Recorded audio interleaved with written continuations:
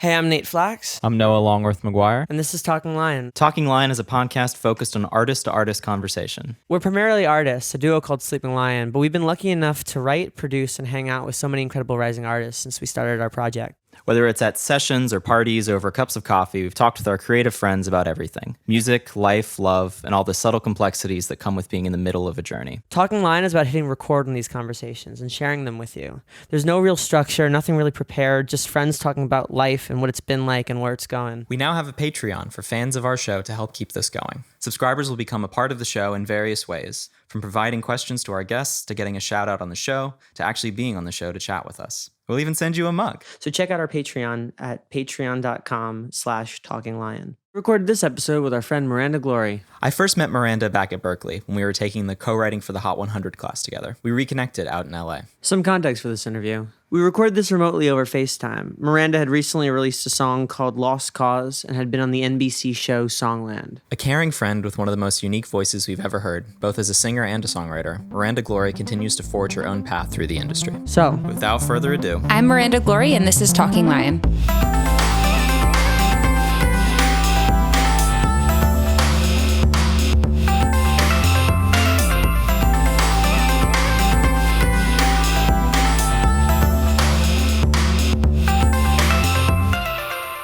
well, hey. hello. Hello. How's it going? How you doing? I'm doing well, just trying to maintain some level of normalcy in this crazy world. How are you guys? I get that. We're good. It occurs to me that you were probably one of the last people we hung out with, like, before everything went crazy. Oh, yeah. Yeah, that is crazy to think. That wasn't that long ago. Yeah, we didn't realize it at the time. We didn't know how good we had it. We were really thinking only about The Bachelor. We were really only thinking about... That was the biggest drama at the time. That was the biggest drama at the time. Was how stupid can Peter be? Right. How stupid can one man be? For all One of pilot, America one to pilot, say. yeah. Poor guy. Well, he's happy now, I think. Yeah, he made it out the other end, He really There's did. something to be said for that. Yeah, He made it out of the ABC machine and into a happier life. Yeah, I'm happy for him. Yeah. That's the hero's journey. That's his arc. That's his art. He's changed in the process. He's crossed the threshold. He sure has. I think you knew it was bad for me in the quarantine when I sent you the review I wrote of the finale of The Bachelor. I wrote like a 3-page review. That was a long review. I wrote like a really long review of like the narrative structure of The Bachelor. Important stuff. Hilarious. Yeah, we all needed a hobby. Yeah, that was a nice night though. We went to Norm's. We went to Norm's after that, the Lost Demos show yeah at our friend's place. Oh yeah, I don't think I went there. Did I? No, you sat next to me. We shared. Oh, mozzarella you mean sticks. I thought that was somebody's name. Oh no. I was like, no, we went to. Yeah, we have this old Jewish friend named Norm. We went to Norm's house out there. Have you ever met a child named Norm? Yeah. Like what? That's one of those names that just doesn't seem like it's not meant for an old person. What was the other one we were saying the other day? I feel like No. Gary. Focus. Yeah, I feel like you don't run into a lot of people our age. If I saw a toddler named Gary, I would call bullshit. Bonnie, you don't see a lot of Bonnies anymore. Interesting, yeah. Yeah, true. Yeah, when was the last time you met a Bonnie, like in the wild? I actually met one recently. Really, like our age? Yeah. Whoa. Yeah. Good for them. Yeah, that's Still rocking old school that parents, name. I Yeah. guess. Yeah. You should be like you are a rarity. You are In the wild, just being a Bonnie. Never seen that before. Yeah. Yeah. Was it Bonnie short for anything? Bonitrus? Bonifer. Bonifer. Benitris.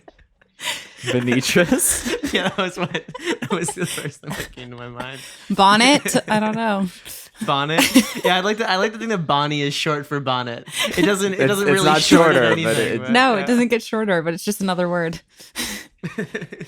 Have you found are you writing much in the quarantine? Like, has that been something that has increased or decreased overall for you in all this? I think it has probably decreased, but I've just been focusing on different things, I guess, which is kind of cool. Like writing alone, which I haven't done since Yeah. forever, which has been really fun to just reconnect with songwriting and like how I used to like, do it, I guess. Yeah. Yeah. And I've been really enjoying that. And just like, I feel like when you write with other people so much, you kind of lose sight of who you are without other people. So, and like what I'm also just like, can I write a song? Like, is that something I can do like anymore? I don't know. So I've been like pleasantly surprised that it's still possible. But yeah, other than that, I've done like some sessions over Zoom and stuff. And I also like was pretty used to that format just because I think I've mentioned this to you. I don't know. I like do the same thing that like Jay Stolar does, where you like write with people on through like a company and like on Skype and stuff. Yeah. So he does that and a few other people. And I've been doing that for a couple years. So you're already well equipped for. Yes and no. Like I'm used to that format, which is like, a very specific way. It's like 2 hours and I do it this written way. So it's like a machine for me a little bit. And then but like when I'm working with like people that I don't regularly work with on that, it's been a challenge, I'd say. I don't know how you guys feel, but it's like a little bit, when you get stuck, it's worse, I'd say. Yeah. It's we pretty much haven't done it. Oh, okay. Yeah, we pretty much like, because what's interesting is I feel like Noah and I work really well remotely individually. Like when we worked on our first record, he was in Rome, I was in New York, so we got like that, and we have to work with other artists remotely on songs that already exist. We do pretty well because we know that language, we know that interface. Also, like I'm still doing some film work, and when I first was doing film work, my boss was in Brooklyn and I was in Boston.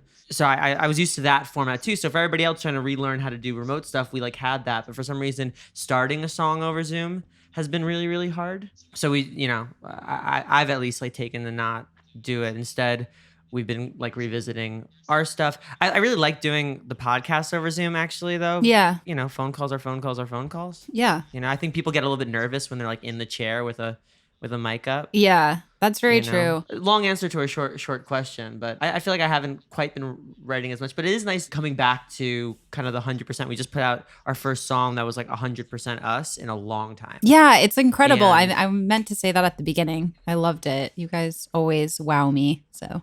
Oh, thank you. Yeah. I mean, we feel the same way. And I'm actually about, half this episode is going to be me talking about how much I love your music and writing. Like, but yeah, there is something interesting though, that a song that's 100%, like, and I'm not going to qualify it as like better or worse or like whatever, but it sounds different. Yeah. I agree. Different. Yeah, it's interesting because I think a friend of mine was like kind of the one that mentioned like, you should just try writing alone again. Like, and I was like kind of resisting the idea for a while, just out of laziness probably. And then once I did it, I ended up having a lot of fun. And I also like was like, wow, this does really sound like me. Like, cause it's like no one else there to like sculpt it otherwise, which is not better or worse. You're right. It's just like, it's just cool to see the difference. That's it. Like, it's cool to have both, I think, aspects in your writing. No, I'm very much with it. I think the only reason my writing's decreased in this is because I'm very much a like write what's in front of you writer. It's why I like sessions, because somebody comes in with their chip on their shoulder, and I get to sort of define that. And I write really well after breakups or while sort of panicking about friendships or relationships or anything. But I think I've actually like been pretty calm in all of this. Yeah. We found a routine, and I haven't really been losing my mind, so there's not as much to write about. Yeah. For me, which is arguably the discipline of writing, is writing when there isn't anything in front of you, but I'm not there yet. I think I got a lot to learn before I'm ready to save anyone. Yeah, I understand that though, for sure. It's tough when there's nothing just like outwardly inspiring you, but I don't know. I've always been the type of person that like has had, I feel like, the same general themes of my life like have kind of repeated, and I've made the same mistakes. So it's kind of just like that constant, oh, this again. I can probably write another song, another 10 songs about the same subject in just like a different way. Well, you have just interesting flips and concepts too. Like I think I didn't even entirely understand like what work a great concept can do until like listening to your music. Like there's, I mean, not, like, it was just interesting. I mean, and we'll go through some songs individually later, but it is interesting. Just like, I feel like every time I run into you at like a party or whatever, I always bring up like Emotional Drunk, but like there are songs that you've written where it's like the concept is so good and so like driving that the song kind of just like falls into place around it. And I think that that's like a really important thing to remember, for people writing, that's it. Yeah. And that's the skill to hone, I think. Thank you. I appreciate that. For sure. Where are you from again? It's kind of a complicated story. I was born in Santa Barbara, actually, randomly. Oh, wow. Yeah. My dad is from California originally. But when I was like 2 or something, we moved to Michigan. So I kind of grew up in East Lansing, Michigan, till I was 14. And then when I was 14, we moved to New York. So from like high school on, I was in New York City. So we kind of moved around every year, but always in the city. What area of the city? Mainly Manhattan, or was it all over? All the boroughs? Well, funny enough, we actually moved originally the first year to the Bronx, which was a very intense culture shock for me because I came from a very like whitewashed suburban town in Michigan, and then moved to the Bronx, which is just like all different cultures surrounding you and just being surrounded by people constantly. So that was just 1 year. And then after that, we moved to Harlem. And then after that, Washington Heights, which was where my parents were at the most of the time. Did you know I'm from Westchester? Yeah, I remember that. I remember New York. I don't know if I specifically remembered Westchester, but I just didn't realize we were like the same Metro North stop at one point. Yeah. Did you play around the city at all? Oh, yeah. I was obsessed with open micing and like playing gigs as like all through high school. Probably like, I guess I started when I was maybe like 15 and I like became obsessive. Like I would go every single night and I would like write a song that day that was unfinished and I would just like go play it. And just like, I literally like made up the bridge to that song Take like live. I'm not even joking you. I was like, I don't have a bridge yet. I'm just going to go and play it. And then I just made that up on the spot. And then I just like kept it. I mean, that's such a good bridge too. Like that's crazy. Someone take me off this treadmill I've been on with you. Cause even when it seems like I get close, it's just not true. Oh, I keep moving right in place, right in place, right in place. You keep getting further and further. Yeah, but it was funny because I would just drag anybody that would go with me. Like at that point, like my parents, my sisters, like my boyfriend at the time, like it was just like, somebody come with me like to this open mic and every night. And they were like, we're sick of them. And I was like, okay, I'll go alone. But yeah. Did you ever go to the Sidewalk Cafe? Yeah. That was the open mic that I was obsessed with. All the every time. Monday. Wouldn't it have been weird if we were in the same room at some point? We really could have been. It's probably It's entirely possible. I just like that one. The line was so ridiculously long sometimes. And I like just sometimes couldn't handle it. It was the only open mic where the people who went on, I thought were just more interesting than me. Like I was I know that sounds like somewhat narcissistic. I was a pretty precocious kid. I was a young piano player. I thought I was the shit. And then I went to this open mic and everybody was a weirdo and awesome. Yeah. It was one of those things where it's like, if I got to play that night, it was great. But also if the poet wanted to talk about his dead dog, I was also chilling and it was great. Yeah, I would go to a different one a lot on Monday nights, which was like Vivaldi. I don't know if you ever went to that one. Oh yeah, I went once with Matthew Silver, like the guy with the crazy beard. I feel like I remember that dude. Yeah. Yeah, he had the fake chicken. Yes. And he had a viral video that at one point Wow. of him he played there all the time. I would go to Vivaldi. Huh. Yeah. We were probably in some of the same rooms. That's kind of interesting. And then like I worked actually at one that I played there so much that I eventually just asked them for a job. It was called Vagabond Cafe, also on the lower west side. But then so I worked there, and the first day that I worked there, I like never grew up drinking at all, and like they had wine there, and I remember they didn't teach me anything. They were just like, okay, go ahead, and I was like 17 or something, and like somebody ordered wine, so I just like filled a wine glass to the top and like gave it to the guy, and the guy was like, wow, thank you, and I was like, that was wrong. But yeah, I like my parents never grew up drinking, like it just wasn't like a thing I'd like been that around, especially wine, because I feel like wine is like an older people thing to do. Now I understand, but at the time it was just kind of funny. But I love the image of just somebody getting like or you realizing that you did wrong by how happy somebody was with service. I was just as a general rule. It's like, that is not my job as a bartender. I'm supposed to, people are supposed to be sad.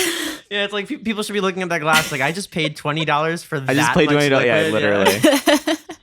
You need to be undersold constantly just to keep your morale low enough. I feel like it was like his utter shock combined with like happiness, that like tipped me off a little bit. But oh man, But you did a good thing. you did a good thing. You made his day. You made his day with Yeah. like I'm imagining now as an adult, if a bartender served me a full glass of wine, I would be like, whoa, it's Christmas. If anything, he peaked. I feel like now he's gone to various restaurants. Like, poof. yeah. It's What if not that as was good his? as it used to be. What if that was his first time ever ordering wine at a bar, and you totally skewed his perspective of what that? And from that moment on, he complained at every bar he ever went to. That would be hilarious because he was also like probably like 40. So if that was like the first time ordering it would just be that like would be really funny. hilarious.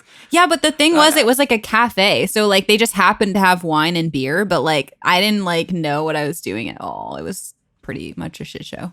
But I mean, work is work is work is work. Get the bag if you got it. yeah, You know, literally. as it goes. When did you go to Berklee? So right out of high school. So it was 2011. I started and then I took a semester off, which is why I ended up graduating in 2016. Yeah, 2016. Got you.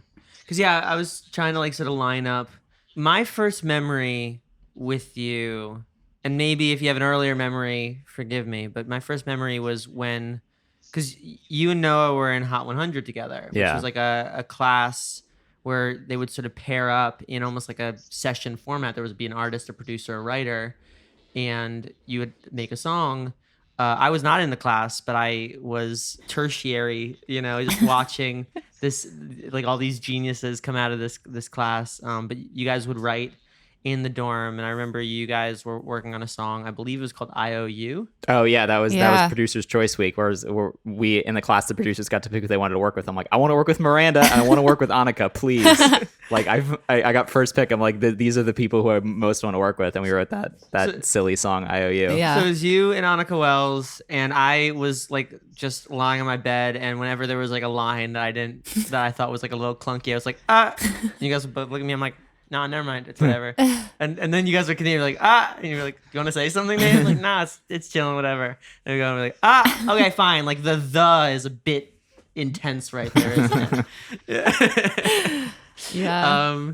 And then we ordered pizza. It was the wrong pizza, and I still owe you a pizza. Wait, that's actually so hilarious that we wrote a song called I Owe You, and you're like always like, I still owe you a pizza from that day. Like I have never put those two together. me neither until this moment. And but also you do not owe me a pizza at all. I owe you a pizza with interest. You're I like pay my over debts. like 30 pizzas at this Yeah. point. It's been No, listen. I think like the APY, the annual pizza yield, yearly, whatever. I don't know what the Y stands for in general, but the annual pizza yearly is like what, maybe 25%. So let's see, a pizza is divided into 4 slices. That was 5 years ago. So I owe her just another pizza. There you go. I need another pizza and a slice. I just did the math of that. wow. Yeah, I mean, feel free to just send it along whenever you feel generous. I will eat it. Was that a music? Was that a pun on our song? Maybe. We'll never know. Yeah, we'll never know. But I mean, it could have been. It was. How did you guys kind of come to be friends? I think it was just because of Hot 100. I remember. Yeah. I felt like the sort of little kid on the block in that class, and I remember like just being absolutely blown away. I'll never forget the first week. It was like we came back after the first week of assignments, and y'all played One Hit Wonder, and I was like, whoa, you can do that? Like you can just make a song that's that good and that fun in like such a short amount of time. And I was like, okay, I really want to work with Miranda because your voice is insane, your writing is great. I was just like absolutely blown away Oh my by gosh, the talent thank in you. that class. And you were one of those people that I was just like, holy shit, I really want to work with this person. So I think ever since week 1, I was like, I just wanted to like sit down and write with you, and I'm glad we finally got to do it with IOU. Yeah. A note about the Hot 100 class as somebody who did not take it is that there was a disproportional number of successful songwriters and producers and artists that have come out of that class. Yeah, literally. Compared to literally any other class. It was the concentration of like the people who were like really seriously doing the pop thing, which was a small minority of people at the time. Yeah. It was like, I mean, like Annika, Jake Torrey, you, Dwilly, Wyatt. Yeah. Like, that's so true. Jackie I forgot Foster. all Jackie that. Foster, all those people. Amelia. Yeah. Pretty much like the people out here doing the thing. It's like, did you take the class? You took the class. Yeah.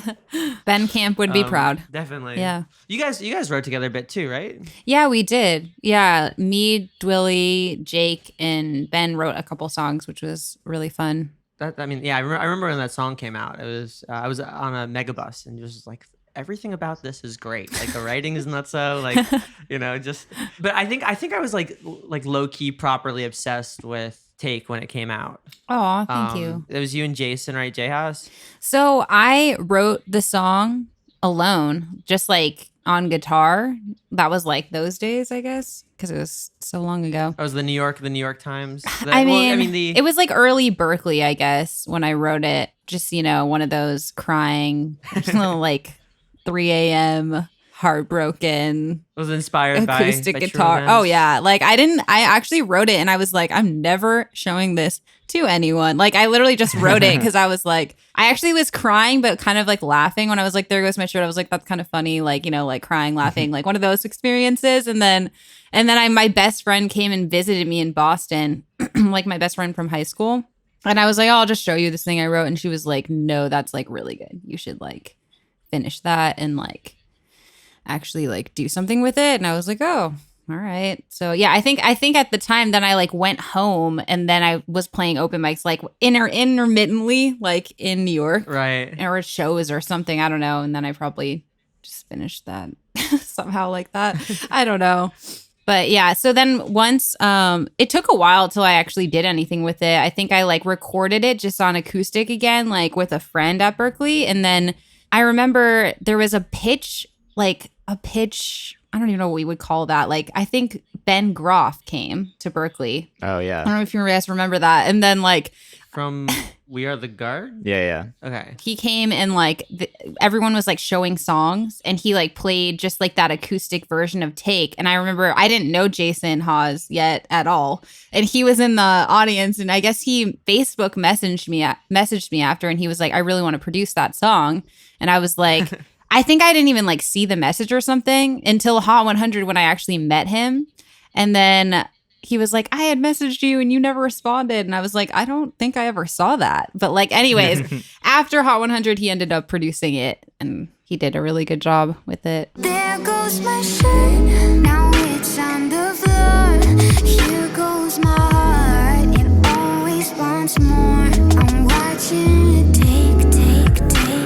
That's all you ever do, and I just make the same mistake again with you. It was awesome. What I liked about it was like, it came out around the time when there was some of those sort of like down tempo, sort of understated thing. And it was just it was so focused on your voice and so led by it. I was like, oh shit, this is how you do it. This is the standard, y'all. Like Aww. that was, and I remember just really also like connecting with the vibe of it overall. Thank like, you. And I've probably said this to you before. I was really late on the songwriting game, so I pretty much looked up to like everybody who was like just doing it really well. I was like, how do you? I mean, similar to now, I'm like, how do you write? How do you do that? I feel like I was Now, doing the same thing at Berklee because y'all were like first, weren't you like really like second semester or something when I met you, or like something like that? Yeah, we were.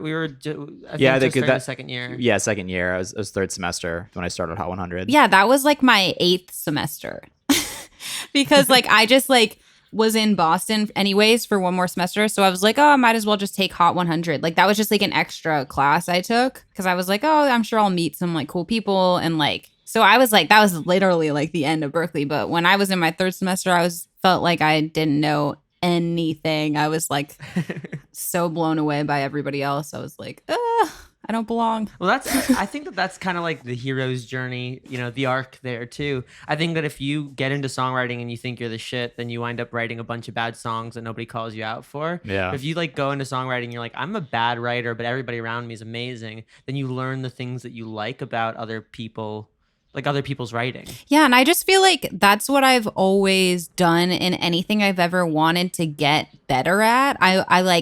I recognize the fact that I'm bad at it, and then I'm like, let me get myself around people that are good at this. And then like, even though it's like terrible for your ego and you're like, God, I'm trash, like you eventually just start to develop some of the habits that they do, and you get to like learn from the best people. So I feel like that's what you do, or at least good advice for like anything you want to do that you want to get good at fast, If you're surrounded by people who are inspiring you Yeah. like, constantly, then all you have is up to go. Like all you have is the sort of drive to get better, Yeah. But yeah, I mean, we definitely also saw the other side. We definitely saw the quote unquote songwriters of Berklee who were like, I'm great, and and then it's just like the girl world June Moon Spoon stuff, and nobody called them on it. Nobody was like, hey, maybe you should take a sec, take a breather. Maybe sit down, you'll learn something. Sit down, be Like, humble. Yeah. Right. I'll never forget. I was a producer one year for Perfect Pitch, and I had to go through like 120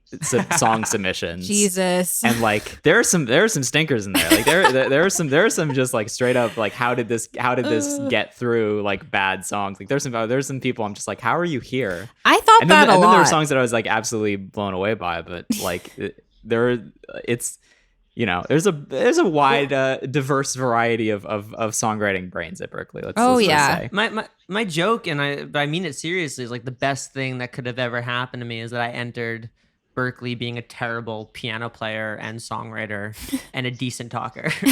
Like I talked a big game and then I had to like show up for it. And I think that the needing to show up is what led to like any kind of like, kind of growth or whatever. That's hilarious. Yeah. I feel like for me, it was just like, I very vividly remember like my first semester of Berklee going to I think they just had like an open mic thing. And I just remember everyone was like playing their songs, and I just like went back to the dorm and cried. This is a common theme in my life. I just cried. I was just like, literally, what am I doing here? I don't belong. Like, I am trash. Like, like literally all of the thoughts that you have. And it took me like 3 semesters to get over that, I think, till I was finally just like, I'm here. It's okay. Just like, just work and get better and everything. But like, it definitely like overwhelms you, like hearing all of the good people. But then also I feel like later in Berklee, the same, what you just said happens, where you're like, wow, how did these people end up here in the opposite way? Like, Well, I think the further you get into Berklee, like people start to diversify, and it becomes less about like how good you are and like more like how good like this, and how like good that. you are at your thing. yeah, that's so true. So like true. nobody that we knew wrote like you, and I feel like one of the things I appreciated, especially like when you guys were in the dorm, was you were very inviting of like, oh, like I know you're not in the class, but like come by. And I'd never written before with like other people or whatever, like the fact of the matter is that, to hone your craft, you need the invitation first to like not be nervous or not, Yeah. but yeah, I mean, you write really specifically, and I think I write really specifically too. And I think, there have been times where I'm like, oh, I'm a terrible writer. And then I'm like, well, I'm not supposed to write that kind of thing. Mm-hmm. I write a different kind of, maybe I use one too many words, but that's, so did Sondheim, like whatever, there's people come back to write, with you for the thing you do the best, not for the thing that anybody else can do. Because then they'll go to anybody else. Yeah. Maybe. No, that's very true. I think like understanding what it is that you bring to the table takes a long time to figure out. But once you start to figure it out, you're like, okay, this is something that I have that people are drawn to at least. And like, let me just like lean into it, which is cool. I was looking into your stuff, listening to your stuff, and I know, I know your songs, and I've been to your shows, but I didn't entirely realize how much you were crushing like the EDM game as well. Just like I was seeing, I saw the Rehab song and the Dentist song and Lion, who is also a Berklee friend. Yeah. And like they're also incredible. I just want to know like what the what it was like to sort of work, in that space as well. Like from, you've got like this sort of folk and pop quality to, to this other kind of world, that you do really, really well. Thank you. Yeah. I think it was definitely like an interesting thing that I just started getting opportunities in that world. So I was like, oh, might as well just like take these, as they come. But yeah, like as someone that actually did not listen to EDM at all, like it took me a second to like rewire my like brain for that. Cause I was just like, I think it's specifically the Lion song, like he like has a very specific way that he wants like lyrics and melodies to go, which I think is cool. But it was like very different than I would write a song, like if I were to sit down and work on something. So like I definitely learned a lot from those, and like it was definitely cool to see a lot of people connecting, and like a lot of people still reach out to me about them, which is like cool. So, but yeah, at some point I was like, wow, I've done a lot of that. And that's why recently I've been like, I really want to move away and just start doing my like artist thing full on, and like kind of take a step back from that for now, at least. Cause I feel like I've kind of like a little bit lost sight of like what my sound is, like minus all of that. So that's been kind of my main focus for the past like few months, and just getting like a bunch of songs done that are just me, and like just gonna release them, and I'm just gonna like see what happens, and that's like I feel like all you can do.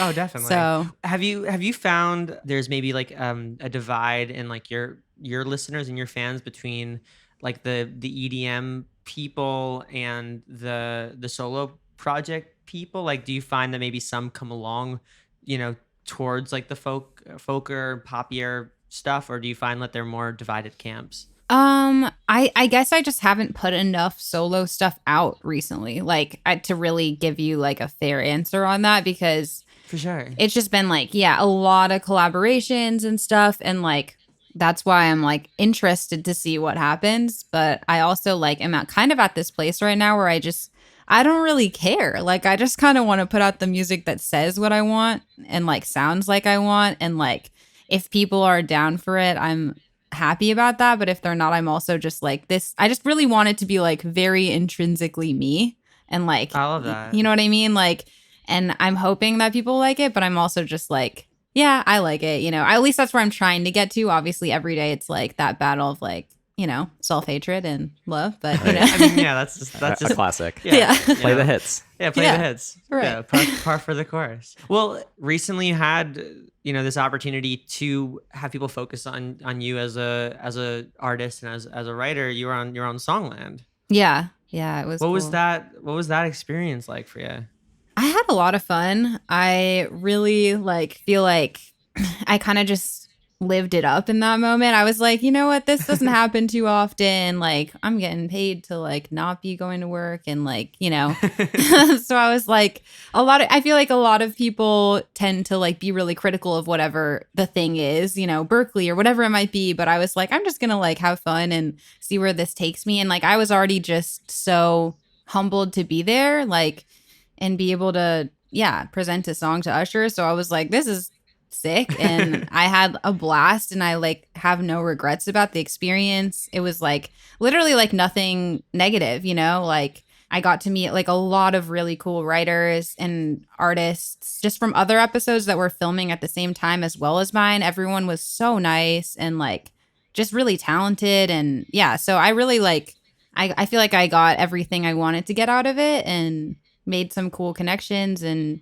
people like have reached out and been so kind about like, my song and just everything. Like I've just gotten so much love from the experience that even just that is like enough, like anything is fine. So I was just like really, really, really happy with that experience all around, I'd say. And that, I guess, really speaks to the fact that a reality show is doing right by the artists that it has on. Yeah. That artists who are, I think artists are very shrewd and very good at like picking out, where things maybe don't feel good in the gut, and when things are maybe a little bit shady, and to have like the sort of consistent narrative be that like the show's been good, and the community, like the songwriter community around it has been good. Yeah. That makes me really happy to hear. And I'm happy that you had a good time. It was really cool. Like, it was like, I mean, I felt the same way seeing you as we felt seeing Axel, just like our friends are fucking cool. Our friends are doing the thing. My friends on TV. Our friends on TV. I mean, there's honestly no better feeling than just being like, my friends on TV. Yeah. It was really cool. And just like the reaction to like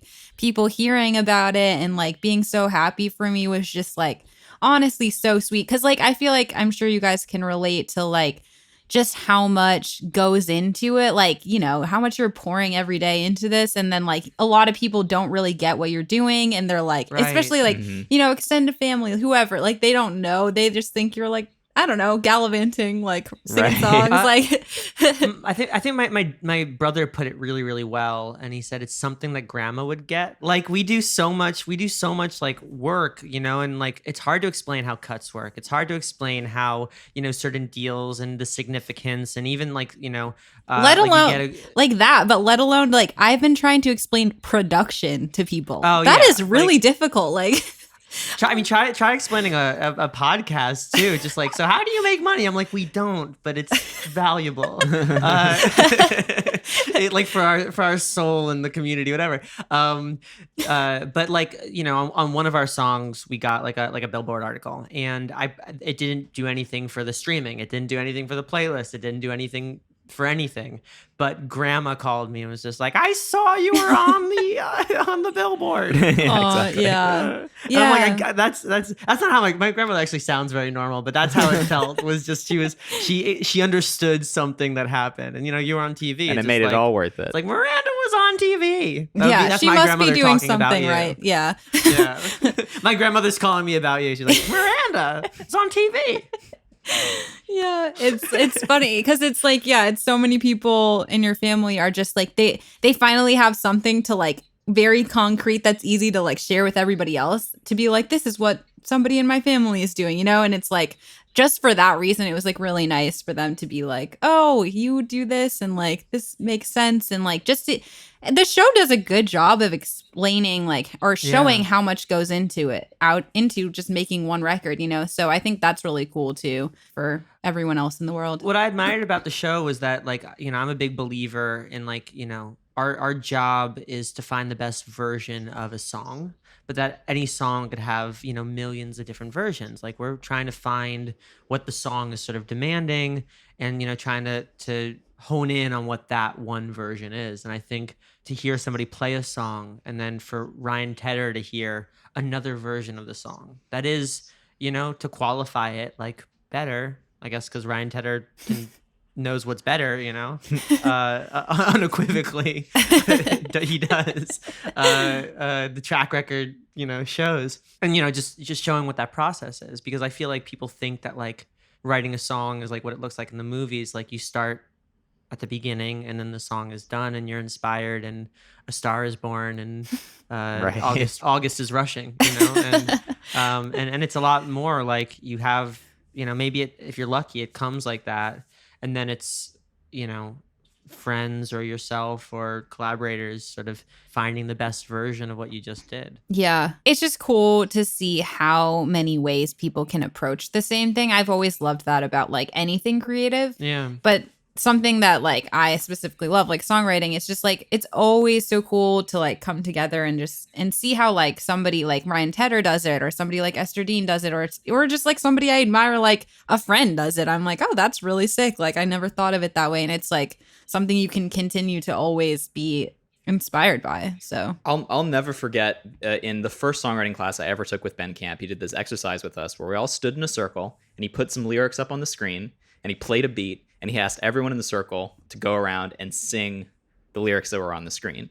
And a group of like 15 songwriters all sang the same lyrics in completely different ways. They all came up with completely different like rhythms and melodies for the same words over the same beat. And I think about that constantly, like just like how different people's brains like will come up with different musical material. Like that's absolutely wild. Yeah, it's one of those things that just like never gets less interesting to me. Yeah. If anything, it always gets more interesting because it's just like, how did we, like, even when you're just working with somebody and you like hear it, like, you know, when you're like writing with somebody and you are so concentrated on yourself and you're like, I have this idea. And then somebody sings something, you're like, wait, That is- wait, that's way better than Yeah. that's like a different universe than anything my brain was coming up with. Exactly. I'm always curious about what rubs me too. Like, you know, when somebody sings a melody and you're just like, that is a functional melody. It's harmonically correct. It is even hooky, and for some reason I need it to end on a different note. Yeah. Like, why does my brain do that? And like, what it calls that? I mean, I think about this constantly, that it's as much inspired by the fact that I listened to Linkin Park when I was 14 as it is by, you know, listening to Charlotte Lawrence's new single. That when we're writing, it's like everything we've ever listened to ever, having a dialogue with each other within your brain subconsciously as you're listening to somebody else come up with something. It's a crazy mess. It is. And it's like, you're so right. Like when you're like listening to somebody, you're like, just needs to go here. I get very fixated like that on things. And like, I'm way worse than everybody at like harmony, and like, I like suck at that stuff. So I can't even like explain it in those terms. I'm just like, it needs to go to the place where it goes. I'm the same. It's a gut thing. I mean, even when it comes down to production stuff, like I've, you know, Noah and I have like obsessed over like milliseconds of like where a snare is, and you know, like having something dead on a beat versus slightly off. Like when it comes to vocals, those are two correct answers, and they are equally correct for different reasons. And so why is my gut saying that it's off time? Like, why am I obsessing over? Yeah. You know, why do some songs I like, you know, having the breaths in, and some songs I like having the breaths cut? Like, why are we like this? Literally. And like, that's funny because during quarantine, I've been a little bit getting into production, just dipping my toes. I like got Ableton, Splice, like just kind of messing around. I would not say anything serious, but it's like so many things you could do. That's the way I would describe production. Yeah. As so many things you could do and so many things that you should not do. Like, you know what I mean? Like, and finding what is only necessary is like, I feel like what you got to do. But it's like, I just like, am just messing around at this point. But I'm constantly asking my producer friend, I'm just like, how do I like know what the bass should do? And he's like, you just do what feels right. And I'm like, I don't know. I've been producing, one might even say professionally for years. And I still, every time I sit down to work on a new thing, I'm just like, what should the bass do? I don't know. The blank canvas terrifies me. I'm just like, I don't know what the right thing is. And I just have to try something until I'm like, I think that makes sense. Yeah. But I still second guess myself at every step of the way. What's nice is that an education, like what we all were lucky enough to receive, an education gets rid of the should column, because, you know, there are harmonic things you shouldn't do, and there are sort of technical faux pas that wouldn't necessarily make sense and whatever, and that is the should side of it. But the could is like this like developed quote unquote capital S skill. It's like the taste in your stomach. It is informed by everything you've ever listened to and every conversation you've ever had and every podcast you've ever been a part of. And that's a really nebulous thing. It's really bizarre to me. I wonder, you know, how much of my day-to-day is informed by literally like every episode of Frasier I've ever watched, mixed with, you know, that one Israeli pop song I listened to when I was 13. And the answer's a lot. You're like, because it's still coming to mind today, so it has to. I'm still thinking about it. You know, it's still happening. I think that's what's so like magical about like creativity is like you don't know and you never will, but like somewhere deep within your mind, or I don't know, gut, I don't know what you want to call it, it comes out, you know? And it's so intuitive. It's just like, this feels right or it doesn't feel right, you know? And it's like, you're just like, yeah, this just is what I went for, you know? You just go with it. It's a rabbit hole I feel better not thinking about. I think about all the songs that weren't written because I was hungry. Right. Mm. You know, or like all, you know, because there's construction outside my house. How many songs were ruined by construction? Not the recording of it, just the fact that I woke up more tired than I maybe would have been. You know, I don't know. I don't know if all the what ifs are worth thinking about, but it is definitely a brain exercise that will get you spiraling. A mind fuck, if you will. Yeah. Oh, an absolute mind fuck.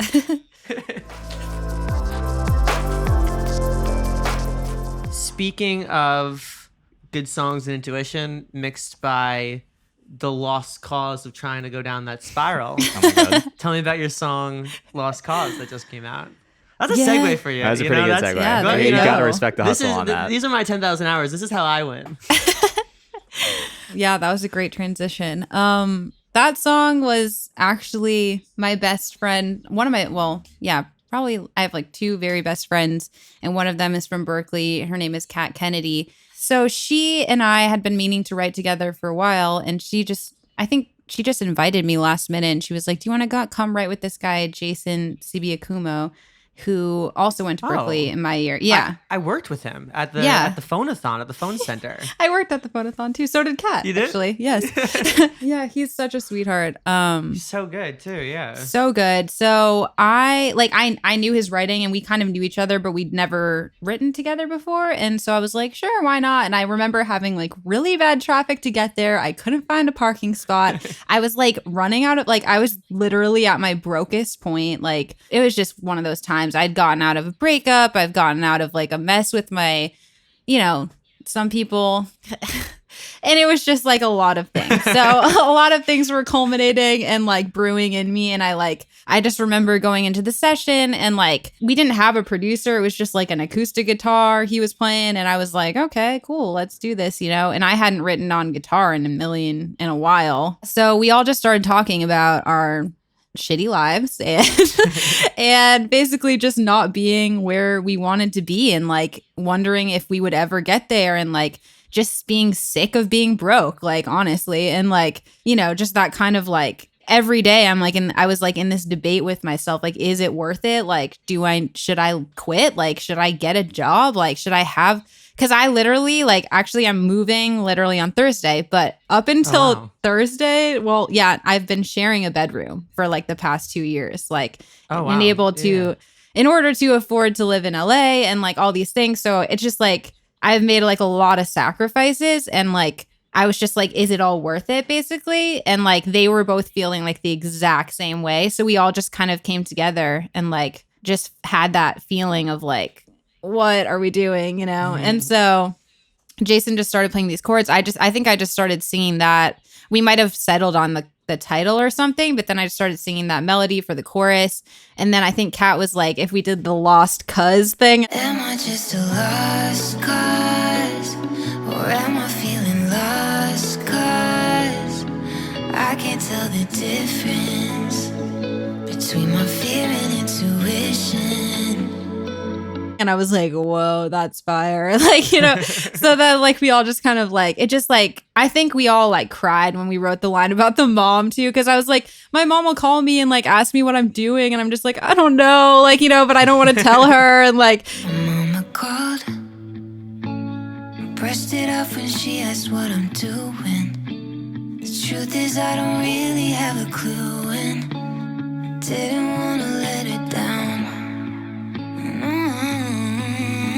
And we all were just like sad about that and like just talking about it and like, yeah. So it just kind of flowed out really authentically. And that was like the first time in a long time that just like process had kind of happened where it wasn't so much thought in it. It was just like a lot more like of an intuitive like flow with co-writing, I guess. Well, it was palpable in the song. I think you could tell, I always think that like you can really hear it and feel it when there's like skin in the game of a song. Like when there's like something real about the song as opposed to it's like this was like session 1 of like 100 and I had to go in and crank it. Like there was something really special about this song. There was something really special about like what you were playing at there. Yeah. And the funny thing was like, so I have been sitting on tons of songs for the past few years that like, as you guys know about Emotional Drunk, like everything, like I've been sitting on music for years and that's why I'm so motivated right now to get things out. But aside from that, I had a playlist of songs that I sent to my whole family, just all various levels of production. But Lost Cause was the only one that was just a voice memo.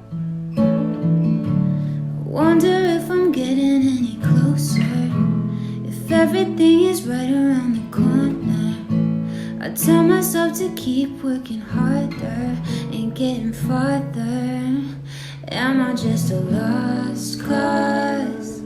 Or am I feeling lost cause I can't tell the difference between my fear and intuition? Am I just a lost cause or just a little off course? I can't make a decision, so I keep waiting, I keep wishing And I just sent it to my family and like my sister's husband and boyfriend, whatever. That was the whole group. And I just said, which song do you guys think I should put out? Whatever you guys think, I don't know. I'm like totally like can't tell anymore. And the only thing that they unanimously agreed on was Lost Cause. And I was like, That's funny. I was just like, and that doesn't have any production. The voice memo was just like, you know, just us singing it in the room. And I was like, all right, there must be something to this one, you know, like, because I felt that, but I was like, this isn't really like necessarily the style I was gonna go for. But I was just like, whatever. Like, I love this song, and it's really like meaningful to me and honest. So I was like, I'm just gonna go with it. I love that. Well, and that's the thing too, is when you're writing something that has to resonate with the most amount of people, or like resonate broadly, when you have a unanimous answer, which almost never happens. Right. Yeah. That's how you know. You know, that's Yeah. like really, really how you know. Yeah, because everyone put like one other thing. Like they were all like, okay, I like this one, but also Lost Cause. Like it was always like Lost Cause plus like XYZ, but like nothing else was the same. It was just like that one. I was like, huh, interesting. So you're off to the races, you know? Yeah, I was like, guess I got to do this one. Well, I like, and what I like about it too is that I think it hit me in the same way that like Take did. Is I heard the emotion in it. Like I heard, you know, this great writer, and your voice is obviously incredible. Like I heard what you were, you know, sort of mentioning earlier, sort of coming back to you. Yeah. So think- if it's indicative of everything that's coming, I'm very much looking forward to it. Yeah, I think I'm heading in like a little bit more of the like R&B direction, which is kind of fun for me because that's what I've kind of always wanted to do, but I think I was like afraid to fully just go there. So the whole project is turning out to be like that, like R&B, but just like hella honest, like whatever. I'm trying to make it as like real, but still, you know, keep it with the Miranda concepts going, you know. No, we really can't wait. I don't have a segue or any context for the next thing I'm going to say. I just want to put it out into the episode. I think the last time I saw you play live, you were playing with a broken foot. Oh my God. I don't. Again, there's no segue. There's no concept. There's no segue needed. It was crazy. I was like, that was a great show. You're like, thanks. I broke my foot. Yeah, I think at that show, I had a broken foot, and then like the foot was almost mended. Like I'd been in this boot for like a month or something, which you have to sleep in that thing. I don't know if anyone ever told you, but it is the most uncomfortable thing ever because like it's just like a big heavy boot in your bed. Like it is horrible. Anyways, and like it was the middle of summer, so not the most awesome thing. Anyway, so that had finally was about to mend, and then that morning of that show, I literally caught my toe on the shower on stepping out and broke it. So the other foot Oh God. had a broken toe, and I was just like a mess. But you played like one of the best shows I had seen. Aw. And then you were like, oh, by the way, I also have a broken toe. I actually have a healed foot and a broken toe. Like at the same time. You know what they say like, when it rains? When God closes the door, he opens it, breaks your toe. Yeah, that's what I've heard. yeah, the good old saying that really relates to my life. Yeah. If anything, that's your specific, fortune cookie. It's just like when one opportunity ends, another breaks your toe. Breaks your toe. Another toe breaks. Because like since then, I've done the same thing on the shower with the other toe. See, I'm really happy. Break your toe again? I broke it the exact like opposite one. It's like this specific thing about my shower that like it's higher than my mind perceives it to be. So whenever I step there now, I'm like super careful. But I am moving, so this apartment will haunt place me. Seems cursed. Yeah, they is. Always say, fool me once, shame on you. Fool me twice. Get a different shower. Yeah, move. Yeah, literally. Are you ready for the question round? Oh God. Yeah. Let's do it. That's the most hesitant anybody's ever been about the question It's round. not that scary. It's not that scary. First question. If you dare to answer, God. Oh no. what is your phone background?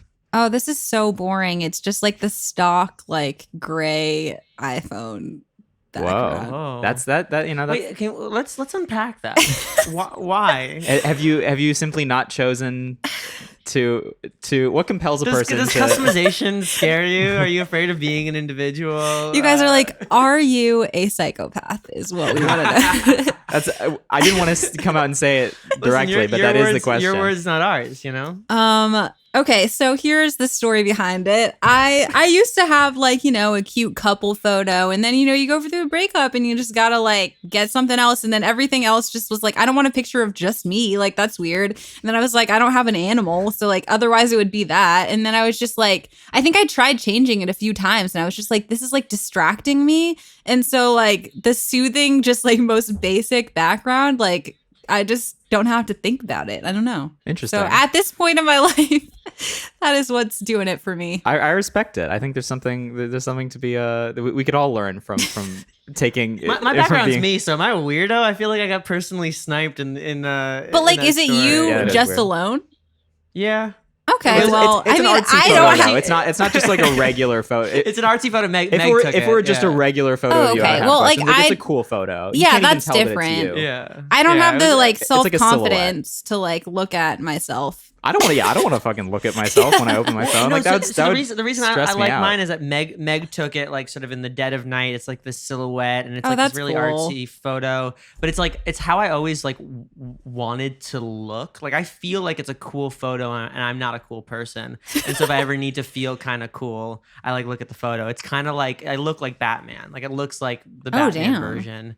That's dope. I had a couple photo back in October, November for exactly 5 days. Oh. I for the first time made my background a couple photo, and I should have known that was the jinx of it. I jinxed it. I don't know what this says about me. I've never had a couple photo as my phone background. You hate love. Miranda, did we say it? Are you a sociopath? No. I don't know. I'm just bad at kidding. commitment. No, I'm pretty good at commitment in all other facets. But that is the one line that I've never crossed for some arbitrary reason. Yeah, I don't know. I think I didn't do it before my past relationship either. Like my most recent one, it was more just like, oh, that's a cute thing to do, I guess. But like, I don't know. I'm really liking the no background, like just like a very calming one. Well, you're always looking at your notifications anyway. Yeah. Like, it's Right. like you don't really see your background. Yeah, It's a So- background, so it's like Well, for me, it's if I can clear all the notifications on Batman. right. That's the treat. That's pretty. Yeah, that's pretty good. Yeah, it's incentive. I tried having affirmations one time. It's just Ooh, okay. like you go and make your life good. Like I wrote out a whole I thing love to the myself. affirmation. You go and make your life good. Yeah, That's a good affirmation. that was basically the gist of it. It was just like don't fuck it up. I'm gonna change But mine that to just that. felt weird. Don't fuck it up. That's something I need to remind myself of. So I could. Yeah, that's a good. I could do that one. I'll take 5% of your phone.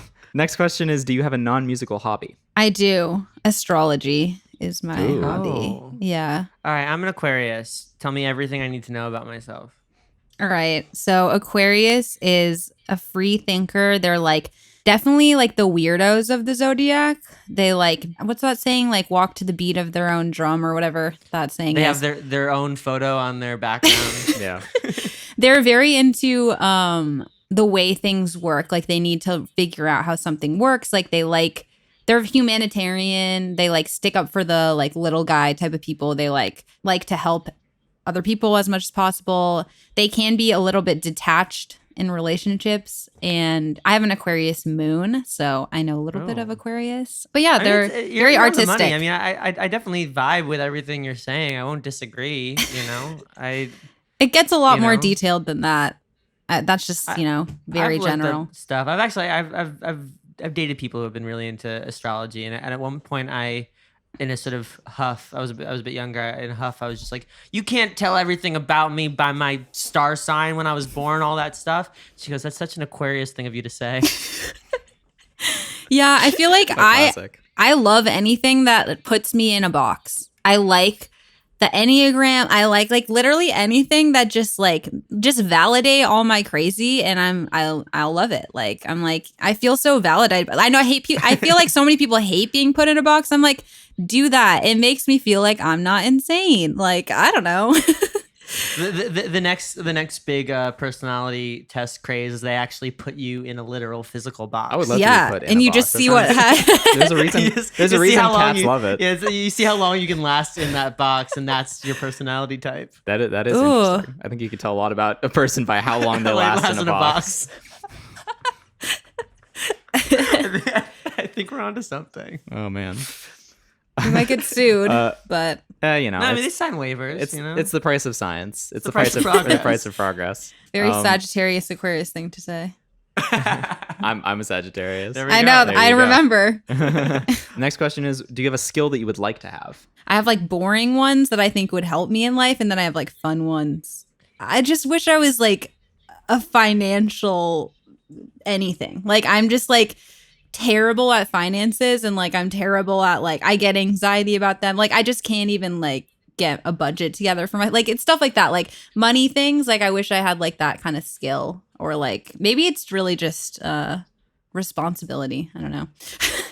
But anyways, It's an important skill. yeah. I mean, I think a fun one though. I've always wished that I could draw because I really love drawing. Ooh. I love it, like, but I'm terrible. I just like enjoy it so much. I feel like I like all creative things, even if I'm bad at them. Like I just like am drawn to them, and like whenever I'm like sitting here writing on Skype, like I'm drawing at the same time, like and like side note, like I just like enjoy it a lot. So it would be sick if I were just like dope at that. You know, when like you're little and there's that one kid that's like so There's always good. that one Oh. kid. And you're who's just so like- good. I asked her to train me, and she got frustrated. I was like, "Teach me how to do it," and she's like, "You just have to be good at it." And Yeah. I'm like, that is too far. Yeah, like you really can't learn it. I'm convinced. But No, it's like singing. It's like you can get better if you just decide to do it every day. But like yeah, some people are just singing. born good at singing. Yeah. I mean, the same could be said for any kind of innate skill or anything. I'm jealous of anybody who doesn't have to rely on anybody else for their cover art. And obviously, like, we have the luxury of not having to rely on producers or anything like that. But it'd be nice if, like, that was also just, like, one thing that we didn't have to worry about. Yeah. So true. Like, I don't know if you know Sad Alex, but she draws all of her own Yeah. cover art. And, like, I She's love dope. it. It looks great. It's amazing. And I'm just, like, I'm jealous. I'm like, Yeah. I wish I didn't have to worry about that part of the process. That's so true. I wish I could do that too. I wish I could ice skate. But you can't at all? I mean, I kind of can, but like, I wish I could like properly ice skate. Like, are we talking like hockey or like double like axel? triple Like axle, figure yeah. skating. Yeah. Okay, yeah. Yeah. Can you Hell imagine yeah. me just going around doing a triple axle? To be honest, like, now I can't unimagine it. Yeah. If It'd be anything, sick. if anything, I'm stuck with that image for the rest of the day. Well, Yeah. you're welcome. On to the most important question of the question round. Would you be a pirate? Yes. Nice. Sure. Perfect. There. Yeah. Full stop. R. Why not? R. It sounds I. fun. I really like being on boats. Like Okay. Yeah, there And you I- go. and I That's never- an important that's I an never important get part. I seasick. wouldn't be a pirate partially because I'm terrified of the ocean and I just wouldn't do it. I was looking at boats yesterday, like old pirate ships, and like, don't ask me why. And there were like some really big boats. Like there were boats that were like, you could like take some real time going from one end of the boat to the other. I believe that. Like you know, we imagine these like pirate ships, like Pirates of the Caribbean, like you could walk from one side to the other in maybe like 30 seconds. But there were boats where it would take you maybe 5 minutes. I don't know. I didn't try to walk on it, but like I just mean to say, like there were some roomy boats, some really cool roomy boats. Like a That's cruise all. ship. Like yeah, kind of like a cruise ship. Yeah. We have big boats No, but it was nowadays. like a cruise ship. Oh my god, I can't with you. yeah, those are enormous. I've been on one recently. It was It's huge. terrifying in Venice because they come like really close to the shore, and it looks like there's particular streets, like really narrow streets, when the cruise ship drives by, it looks like an entire like building is just going by and because moving. it is basically. It's like it's a huge. whole floating city. It's terrifying. Yeah. It's crazy. Do you have any tattoos? If so, what's your first? Yes, I have 3. The first one is 2 sparrows on my neck, and they're 2 different colors. That one my sister got, and it was like to represent me and my other sister, and I was like, oh, I really love that, and I'll just get it too. So that that's was really that. And then Do you have a favorite tattoo? I think my favorite one, I have this willow tree on my wrist, which I really like. My sister and I got that as well. Just another sister tat. And then I think the funniest one is like I have a pineapple, just like a small one. And I actually, I've never paid for any of my tattoos. Like both of those were like presents. And then this pineapple was just like I won an Instagram thing, which like who are the people that wins Instagram things? Me. Apparently. Okay. Oh, yeah, no, that's a special skill. Yeah, I didn't know that was going to happen. I just like, it was like one of those things where the girl was like, tag 2 people and then like, I'll draw a name and then I won. And then she was like, you have to pick from these like stock things. And I was like, okay. And then I like just was like, this pineapple is cute and I like it. And why not? And so there you go. I got it. Yeah. I can't believe you won. That. I'm like me neither to this day. Yeah. I want to win a car. I want to be one of those people who wins a car. Yeah, win that Tesla. No, I believe in you. I can do it. I can do it. I can do it. What was the first concert you ever attended? Muse. Ooh, that's a good one. Yeah. Madison Square Garden. What album? Wait. What year? It was like not that long. Like it was like the Resistance one or whatever. Was that? Okay. I was there. At the Madison Square Garden one? I was at the Madison Square Garden one. Yeah. It was my brother's birthday. Oh my gosh. So in high school, I was friends with Bobby Cannavale's son. Ooh, and he just got us all front row Madison Square Garden tickets. So it was sick.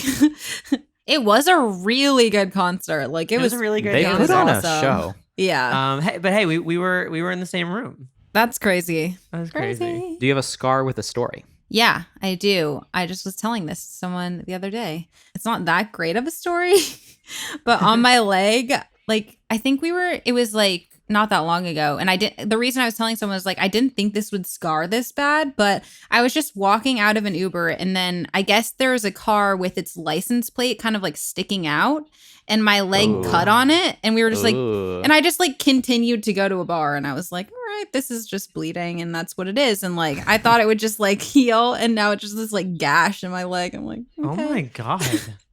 Yeah. That'll definitely do it. It was like, of course, right where I had like holes in my jeans, like right there, like is where it scraped me, of course. I'm surprised that your feet don't have scars from all the times you've broken here. Me too, honestly. I guess that's like just bruises that I guess eventually heal. Yeah. It's the scars on the inside. It's the scars on the inside. Yeah. You know? That's what keeps us employed. Yeah. Yeah. That's what we write about. What are 3 thoughts you have right now? At this very moment. You guys are really nice. Oh, thanks. Another thought, I want to buy another candle. Ooh. And another thought, I'm just looking at this book that I got, which was a recommendation from my therapist, which is really interesting. What's the book? It's called Love and Limerence. Who? Limerence. Yeah, so limerence is a new thing that I've learned about. Apparently, it's like not very known, but it's like this thing. You should just look it up. Honestly, everyone look it up. It's very interesting and you can see whether you've experienced it or not. But it's like a very like intense infatuation with somebody to the point where like you can't do anything else, like basically, and you can't move on. But then eventually it ends. So it's like a type of love. Yeah, my therapist is like, every time you've been in love in your life, it's been like drugs for you. And I'm like, oh, that's probably something I should look into. Yeah. I thought the title was Love and Limericks. And I thought that you were about to say that it's a book of just like, I once met a man at a bar. We took it outside to his car. We ate lots of food. Then we got nude. And then we got nude. Now he's my boo. Well, no, it changes. My bad. And now he's a Hollywood star. There you go. There you go. You could write that book, Love and Love and Limericks. Love and Limericks. That is honestly a book. That is a coffee table book that I would have 100%. Yeah. If I saw that at a bookstore, I'd be like, "That's cute. I'm gonna buy it." We have $1 million ideas all the time. Yeah, truly. We're on Capitalize on these guys. And lastly, what are you looking forward to? I'm really looking forward to putting out a bunch of music, honestly. I know that's probably what everybody says, but like it's very true just because I felt like for so long I was like, just not able to put out the stuff I really wanted to, and just going back and forth and second guessing everything, and the whole fun music thing. But yeah, so I'm just really looking forward to putting out stuff I'm proud of. Yeah. I love that. That's well, great. We're looking forward to hearing what you put out because you've always inspired us as a songwriter and as a person, and Aw. we're fans and we're in your corner. So hopefully, Thanks, guys. hopefully maybe we can even make some songs together. Yeah, I would absolutely love to. We were gonna make that happen like before quarantine, and then the world ended. And We literally were like, hey, like let's do a podcast episode / session in person, and then the world ended. Like yeah, as, sick. but As it does. as it does, but it'll happen. The best things in life you gotta wait for, right? Yeah, but let's make it happen. Like pizza, you gotta Like wait pizza. for pizza. You Sometimes do have years. to wait for pizza. Oh Yep. man, no, Full well, circle. Miranda, thank you so much for being on Talking Lion, and I'm looking forward to everything. So thank you. Thank you guys so much for having me. This was awesome. Really appreciate it. Am I just a lost cause? Or just a little off course? I can't make a decision, so I keep waiting, I keep wishing. Am I just a lost cause? Or am I feeling lost cause I can't tell the difference? We would like to thank Alan C. for supporting Talking Lion on Patreon and Isotope.